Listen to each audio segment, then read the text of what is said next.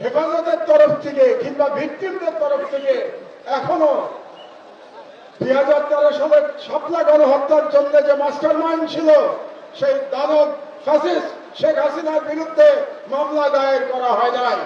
আপনারা কেন এখনো মামলা দায়ের করেন নাই আমি জানি না। আমি মনে করি শাপলা চত্বরে যারা গণহত্যার শিকার হয়েছে তাদের প্রত্যেকে শেখ হাসিনার বিরুদ্ধে গণহত্যার মামলা দায়ের করতে হবে, এটাই এক নম্বর দাবি। দ্বিতীয় যে কথাটি আপনাদেরকে আমি বলতে চাই, আমরা মুসলমান, উম্মার প্রতি আমাদের ভালোবাসা থাকতে হবে। তাই গাজার শহীদ এবং কাশ্মীরের মুসলমানদের উপরে যে জুলুম চলছে তার বিরুদ্ধে আমাদের ঐক্যবদ্ধভাবে আন্দোলন চালাতে হবে। 3 নম্বর কথা আমি বলতে চাই, আমার বক্তব্য দীর্ঘায়িত করব না। এখানে অনেক ওলামায়ে একরামরা আছেন যারা মূল্যবান বক্তব্য দেবেন। আপনারা নারী নীতি নিয়ে প্রশ্ন তুলেছেন।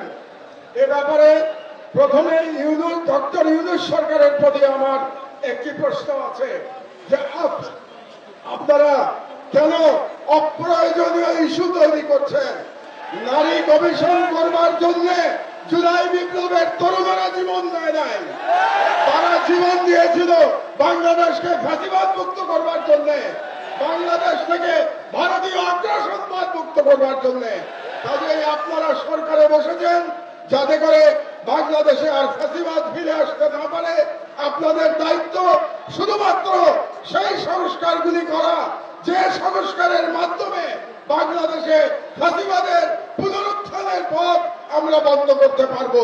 কাজেই ডক্টর ইউনূস সরকারের প্রতি আমার বাংলাদেশের একজন প্রবীণ নাগরিক হিসেবে পরামর্শ থাকবে, আপনারা অপ্রয়োজনীয় ইস্যু তৈরি করবেন না।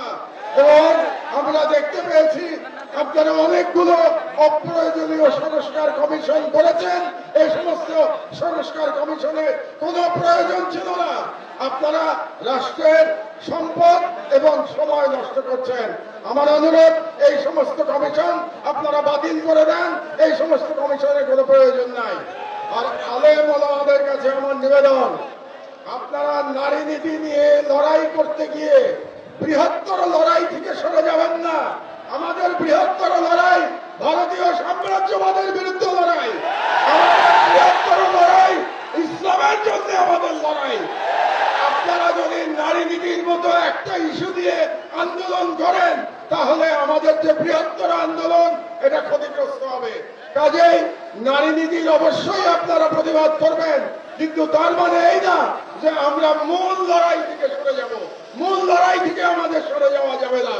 এই জন্যে আপনাদের কাছে আমার আহ্বান, আপনারা ঐক্যবদ্ধ থাকবেন। আমি বিশ্বাস করি বাংলাদেশের আলেম সমাজ যদি ঐক্যবদ্ধ থাকে তাহলে বাংলাদেশের স্বাধীনতা কেউ ছিনিয়ে নিতে পারবে না।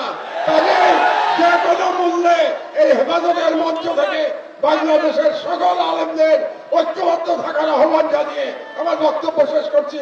আল্লাহ হাফেজ। বাংলাদেশ জিন্দাবাদ।